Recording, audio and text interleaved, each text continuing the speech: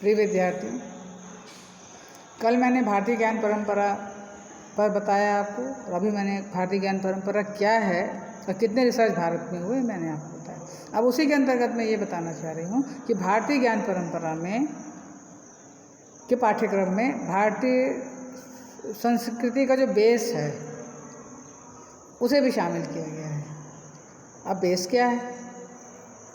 तो जो हमारे वैदिक ग्रंथ हैं उन्हें भी नई शिक्षा नीति 2020 के अंतर्गत जैसा आपका कक्षा है बच्चों के क्लास के को देखते हुए वो पाठ्यक्रम शामिल किए गए हैं। यदि मैं हायर एजुकेशन की बात करूं तो हायर एजुकेशन में दिया गया है रामायण, जो पूरी रामायण है उस रामायण का को पाठ्यक्रम में शामिल किया गया है। मैं भोज में थी, मैंने भोज में देखा कि डिप्लोमा और डिग्री कोर्स इसमें हैं। जहाँ तक ज़्यादातर डिप्लोमा कोर्स है जो हमें रामायण का अध्ययन करने के लिए उस पाठ्यक्रम में है। आज मैं बात कर रही हूँ आषाढ़ मास। कल अपन ने आषाढ़ मास की बात की थी कि यदि आप लोग तो जो इंग्लिश कैलेंडर उसके आधार पर समझते हैं कि जून है, परंतु यदि अपन भारतीय सभ्यता और संस्कृति के आधार पर आषाढ़ मास को देखें तो आज आषाढ़ मास की तृतीया तिथि है और शनिवार। तो यदि अपन ये देखें कि शनिवार तो है, परंतु आज आषाढ़ मास का शनिवार क्या है, तो मैं बताना चाह रही हूँ कि भारतीय ज्ञान परंपरा में हनुमान चालीसा को शामिल किया गया है। सुंदरकांड, मतलब रामायण के अंतर्गत सुंदरकांड को शामिल किया गया है। विशेष यदि अपन उसमें देखें तो इसका क्या महत्व है। यदि अपन पूरे अध्यायों में यदि सुंदरकांड को देखते हैं तो हनुमान जी का, बजरंग बली का अपन को स्तुति सुनने को मिलती है। हनुमान चालीसा तो पूरा उन्हीं पर बेस्ड है। 40 छंदों की ये हनुमान चालीसा है, 40 लाइन मान लीजिए 3 या 4 मिनट में पूरी होती है। यदि आप तो तुरंत आप लोगों को याद हो जाएगा, चुटकी बजाते याद हो जाएगा, ठीक है। परंतु उसे अपन को ग्रहण करना है कि आखिर ये है क्या। तो ये इसलिए इनमें शामिल किया गया पाठ्यक्रम में। और समूचा विश्व तो 21 दिसंबर को ध्यान दिवस भी मनाता है। भारत सरकार द्वारा पहल की गई यूएनओ में कि चर्चा की गई विभिन्न एजेंसियों द्वारा कि समूचा विश्व अवसाद में, मानसिक अशांति, तनाव और फिर इनसे मानसिक अशांति होने से कई पीड़ा हो जाती, शरीर रोगग्रस्त हो जाता है। तो फिर 21 दिसंबर को योग दिवस 2024 से मनाया जाने लगा कि सिर्फ एक दिन से योग ध्यान दिवस मना दें। ध्यान दिवस, मेडिटेशन डे उस दिन करा गया है, तो एक दिन के ध्यान से या योग से थोड़ी ना अवसाद और शांति दूर हो जाएगी। उस अपने शरीर को बैलेंस में लाने के लिए, शारीरिक और मानसिक विकास के लिए यदि हम हनुमान चालीसा का सहारा लेते हैं तो हमारा साथ साथ आत्मविश्वास भी बढ़ेगा और हमारा मानसिक जो एक जिनको यदि अवसाद हो या जो टेंशन है, तनाव है, उसमें उनको संभलने के लिए, बूस्टअप होने के लिए खुद को अच्छा रहेगा। तो हनुमान चालीसा को यदि अपन देखें तो आषाढ़ मास में हनुमान चालीसा का या शनिवार का या मंगलवार का इसलिए महत्व है क्योंकि जो समय चल रहा है भगवान विष्णु को ये अति प्रिय है और चतुर्मास में विशेष महत्व है और कहा जाता है अभी वो योग निद्रा में हैं। तो इन समय में पाठ करना चाहिए, स्तुति करना चाहिए। परंतु मैं आपको सिर्फ एक विद्यार्थी जीवन के आधार पर हमको क्यों करना चाहिए हनुमान चालीसा का पाठ, क्योंकि पहले ये भी समझ लीजिए हनुमान चालीसा गोस्वामी तुलसीदास जी और मुगल सम्राट अकबर के काल की है। ये भी एक बड़ी घटना है कि पहले उनको जेल में डाल दिया गया था, फिर अकबर जी को प्रेरणा दी गई, तब उन्होंने उन्हें जेल से छोड़ा और उसी समय जेल में ही इन्होंने हनुमान चालीसा की रचना करी है। ऐसा मतलब देखने को जो भी साहित्य मिलता है वो ये मिलता है। पर मैं विद्यार्थी जीवन में आने वाली परिस्थितियों से घबराना नहीं है। वो जीवन किस काम का जिसमें उतार चढ़ाव ना हो।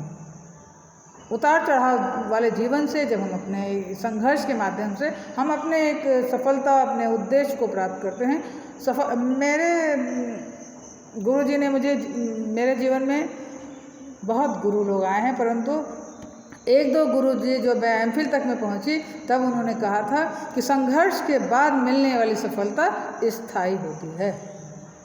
तो इसलिए बच्चों, असफलता तो मिलेगी संघर्ष तो होगा, बिना संघर्ष का जीवन नहीं होता। इसलिए जीवन में मानसिक अशांति भी आती है, कभी हमारा आत्मविश्वास भी डगमगाता है, कभी हमारे अंदर का साहस कम होता है। नहीं, हमें कमज़ोर नहीं पड़ना है। विद्यार्थी जीवन को ऊर्जावान बनाने के लिए, विद्यार्थियों को बूस्टअप करने के लिए आज मैंने ये चुना कि मैं आपको बताऊं कि बजरंगबली का पाठ या स्तुति या हनुमान, आप पूरी आपको हनुमान चालीसा याद नहीं है, वैसे तो हो जाएगी, नहीं है, परंतु 2-4 चीज़ें यदि आप उनकी 40 पंक्तियों में यदि 2-4 चीज़ें मैं अभी बता रही थी, आपने वही ग्रहण कर लिया या कि पूरा कंठस्थ कर लिया, और जब थोड़ी घबराहट हो, आत्मविश्वास कम हो, मनोबल में थोड़ा सा कम हो, तो आप उन सब जो भी लाइनें आपको जैसी परिस्थितियाँ हों, आप यदि उन 40 लाइनों में यदि आपको जैसी परिस्थितियाँ हो रही हैं उन्हीं लाइन में जो आपको बहुत पसंद है और जैसी परिस्थिति चल रही है, यदि आपने उन लाइनों को अगाध श्रद्धा भक्ति भाव से याद किया, उन परेशानियों से आप निर्विघ्न दूर, आपकी वो बाधाएं हो जाएंगी। सबसे पहले मानसिक अशांति दूर होगी। मानसिक, शारीरिक और आध्यात्मिक विकास होने से हमारा आत्मविश्वास अपने आप बढ़ेगा, साहस बढ़ेगा, और ये जो हमारे साथ भय आ जाता है, हमारे साथ जो निगेटिविटी हमारे जीवन में आ जाती है, कोई भी सफल परीक्षा हमने दी, थोड़ा सा नंबर कम आए, तो कहीं ना कहीं हमारे ही प्रयास में कमी थी, इसलिए हमारे को वो चीज़ नहीं मिल पाई। कंपटीशन का दौर पहले भी था, आज भी है, आगे भी रहेगा।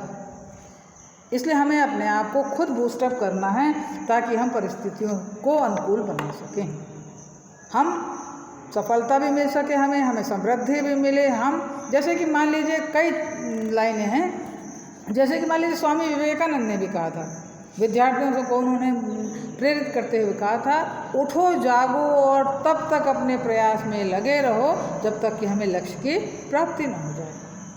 परंतु हम ये तो अपनी लाइन हमने ले ली और हम तभी आगे बढ़ते हैं, मगर साथ में हमें अपनी, मैं कभी ये नहीं कहूँगी बच्चों की प्रकृति नहीं, ईश्वर है, कोई एक अदृश्य शक्ति है जो हमें संभाले रहती है, जो हमें प्रेरित करती है, जो हमें क्षण भर भी सद्बुद्धि के लिए प्रेरित करती है। हम उसी के लिए, मैं कोई दबाव पूर्वक नहीं कह रही हूँ बजरंगबली, परंतु वर्तमान, कल अपन ने कलयुग की बात करी थी कि कलयुग राजा परीक्षित के इसमें आके, मुकुट में आके बैठ गया था, सोने में आके कलयुग बैठा था, इसलिए कलयुग से फिर स्वर्ण धातु की उपयोगिता धीरे धीरे कम हो गई। पर एक समय ऐसा आएगा जो सच मायने में शुद्धिजन होंगे या जो एकदम आध्यात्मिकता की ओर चले जाएंगे, जो सादगी की ओर चले जाएंगे, वो कभी इस धातु को धारण करना ही पसंद नहीं करेंगे, क्योंकि अब उसकी पवित्रता है, परंतु इसको चूँकि आजकल संपदा से जोड़ा जाने लगा है, समृद्धि से जोड़े जाने लगा है, तो नहीं, धनवान कई तरह से लोग होते हैं, ठीक है। तो हमको भी अपने व्यक्तित्व को धनवान बनाना है, अपने व्यक्तित्व को ऐसा बनाना है कि हमसे लोग प्रेरित हो सकें, हमसे लोग प्रेरणा बन सकें, हम प्रेरक बने, ठीक है।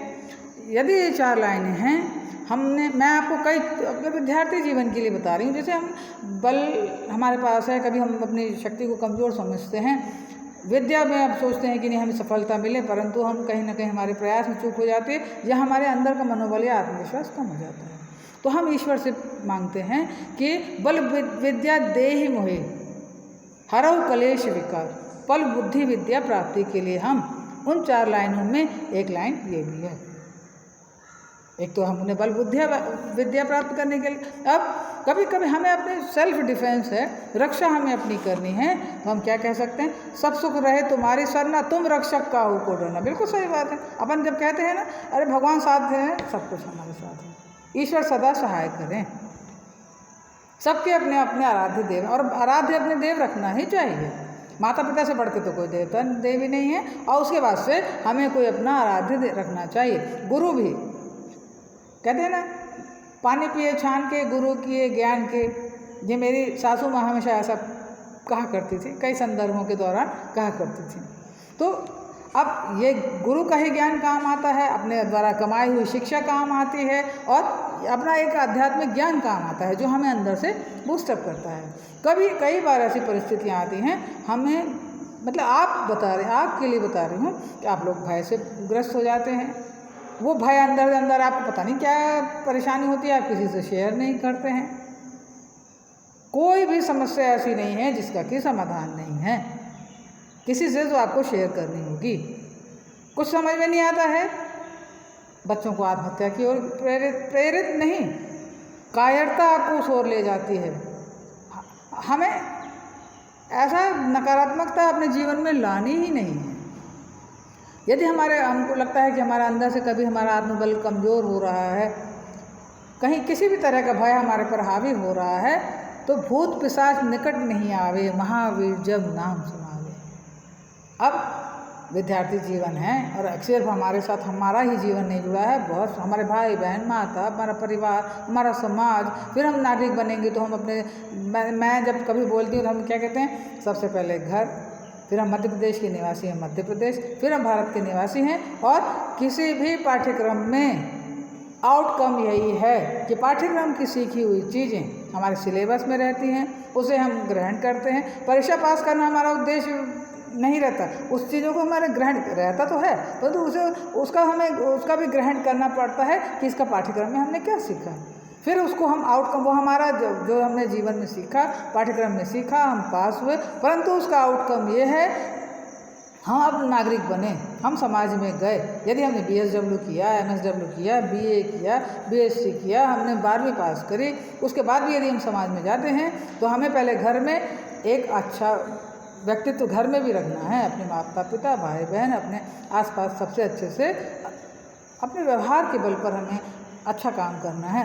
घर, फिर परिवार, फिर समाज, हम नागरिक हैं, और उसके बाद से भारत, फिर वैश्विक। क्योंकि मैंने आपको बताया कि विश्व में हर चौथा जो भी व्यक्ति है वो भारतीय है, हो सकता है तीसरा या दूसरा भी जो व्यक्ति हो वही भारतीय हो। मैं 4 जो संख्या बता रही हूँ। और इस समय संपूर्ण विश्व में युवाओं की संख्या भारत में सबसे ज़्यादा, भारत के युवा पूरे विश्व में प्रतिनिधित्व कर रहे हैं।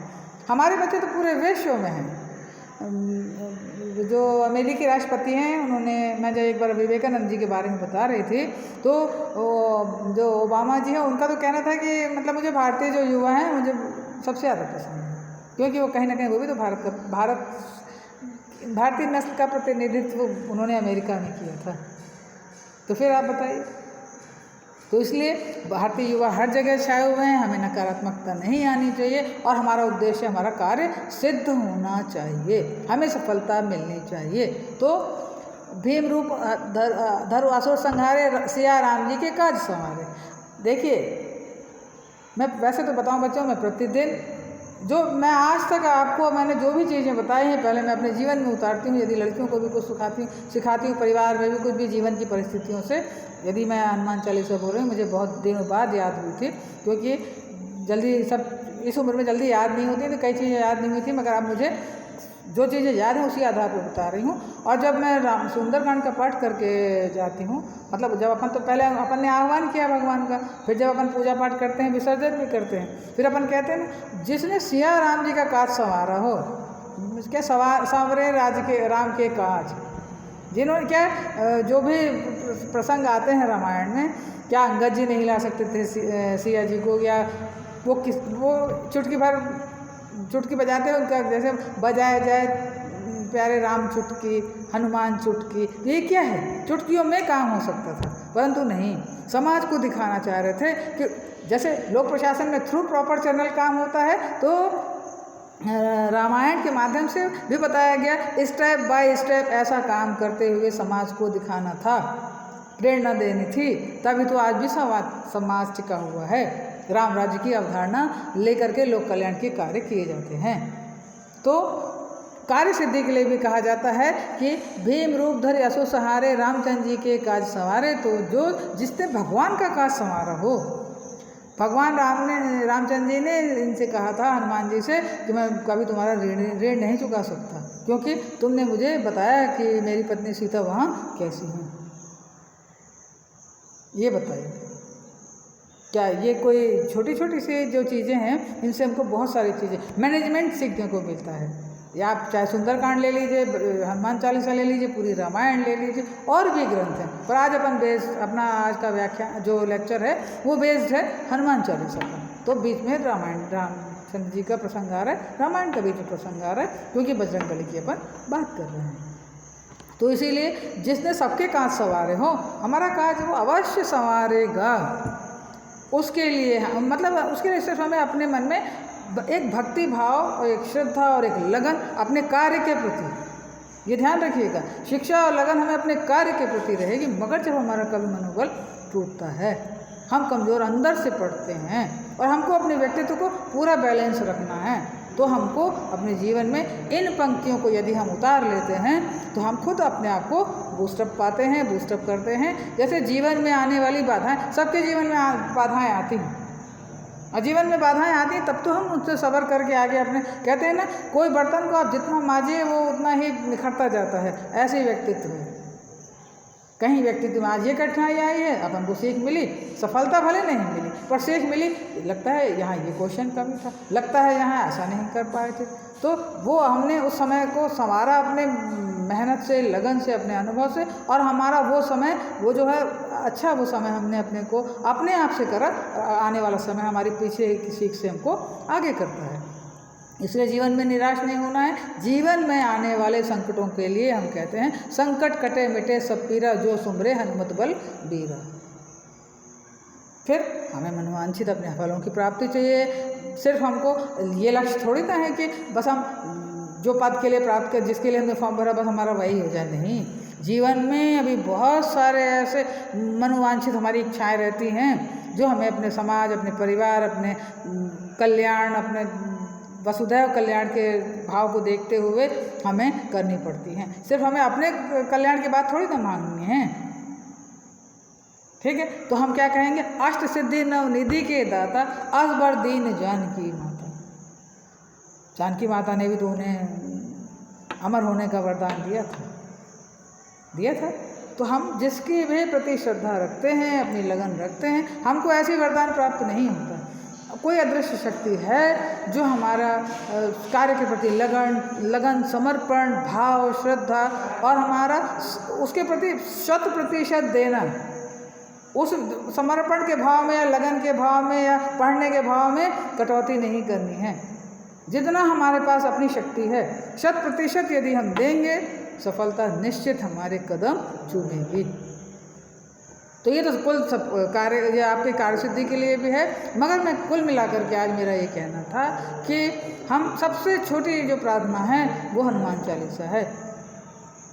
तो हमें इस, और शनिवार के दिन, मंगलवार के दिन, और यदि मेरा ये भी कहना है 24 घंटे हम सबके लिए देते हैं, पूरे 24 घंटे हमारे पास हैं, हम सबके लिए करते हैं। हमको कुछ समय अपने व्यक्तित्व को संवारने, मांझने और अपने आत्मबल को बढ़ाने के लिए देना चाहिए। जब भी कभी हमारे पास अपने कार्यस्थल में थोड़ा सा समय मिलता है, हम वहीं कर लें। जरूर थोड़ा ना कि सुबह उठ के ही प्रार्थना बहुत ज़रूरी है, नहीं। कभी भी हम अपने जीवन में जो हमें 24 घंटे में समय मिल रहा है, हम अपना वो समय निकाल करके अपने इष्ट देव को याद करें। और जब कभी परिस्थितियाँ, एक लाइन व्हाट्सएप का ज़माना इसलिए याद है, जीवन एक सुख दुख के दाने हैं, कुछ पीस गए कुछ पीसे जाने हैं। तो हर व्यक्ति के जीवन में उतार चढ़ाव आएगा ही आएगा, चाहे वो कोई भी हो। तो इसलिए हमको अपने मनोबल को कमज़ोर नहीं करना है। निराशा, अवसाद, जिसको आप लोग टेंशन कहते हैं, तनाव कहते हैं, सबके जीवन में है, उन्हें कम करना है। और हमेशा ऐसी संगत रखना है जो हमें अच्छा वातावरण दे सके। हमको पता रहता है कि संगत हमारी अच्छी नहीं, पर हम वो संगत छोड़ नहीं पाते हैं, तो अपन को छोड़ना है, सबके साथ रहना है। मगर हमें पता चल जाता है कि कोई जो ऐसा व्यक्ति हमारे विचार उससे मिलते नहीं हैं, इसकी गलत आदत है, ये नशे का आदी है। हमको रहना उसके भी साथ है, परंतु उसके जैसा हमें नहीं करना है।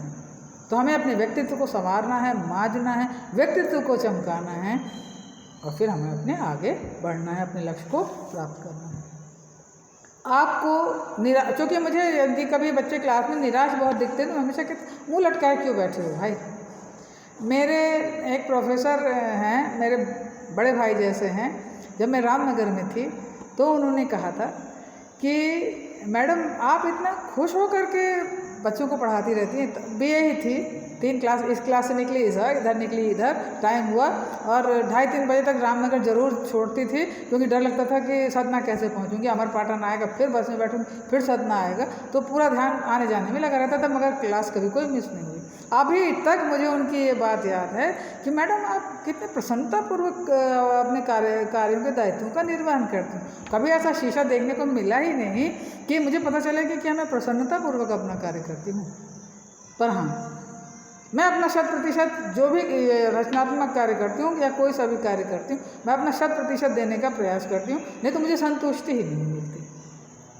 और ऐसी बात नहीं कि अंदर से कभी टूटती नहीं हूँ, कि मनोबल कमज़ोर नहीं होता, बिल्कुल होता है, अपने कार्य क्षेत्र में भी कई बार होता है, परंतु अंदर को अपने आप को बूस्ट कर लेती हूँ कि नहीं, कोई बात नहीं, आज परिस्थितियाँ ऐसी होती हैं, कभी परिस्थितियाँ अनुकूल हो, या आज कोई सामने वाला व्यक्ति अपन को नहीं समझ रहा है, फिर परिस्थितियाँ ऐसी आएंगी, उसको ऐसा एहसास होगा, वो मुझे समझेगा।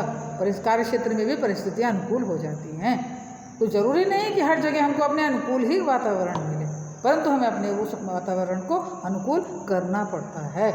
इसलिए विद्यार्थियों अपने जीवन में निराशा, अवसाद, तनाव, टेंशन जिसको आप समझते हैं, वो बिल्कुल नहीं लाना है।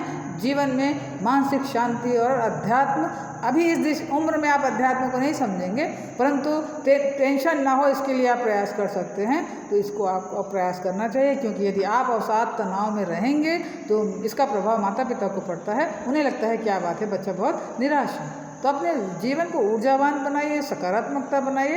आप लोगों में बराबर ऊर्जा किसी में नहीं है, ठीक है। तो भविष्य के लिए बहुत बहुत शुभकामनाएं। मेरा व्याख्यान यदि अच्छा लगा हो तो प्रयास करिएगा कि हनुमान चालीसा खरीदिए, या तो आप व्हाट्सएप में या जो भी सर्च कर करके उन्हें वो कर लीजिएगा, मगर प्रयास करिएगा और मुझे कमेंट करके ज़रूर बताइएगा कि उन 40 छंदों में आपको अपने स्वभाव को देखते हुए या अपने आपको बूस्टअप करने के लिए कौन सी लाइन सबसे अच्छी लगी, तो शायद मुझे समझ में आएगा कि हाँ, बच्चे कुछ इस और प्रेरित कर रहे हैं। मेरा उद्देश्य सिर्फ और सिर्फ प्रेरणा देना है, क्योंकि मैंने कल भी कहा था कि भारतीय ज्ञान परंपरा का संवाहक एक शिक्षक भी है, और शिक्षक से बढ़कर कोई माध्यम वर्तमान समय में हो नहीं सकता। इसलिए बच्चों, भविष्य के लिए बहुत बहुत शुभकामनाएं, बहुत बहुत धन्यवाद।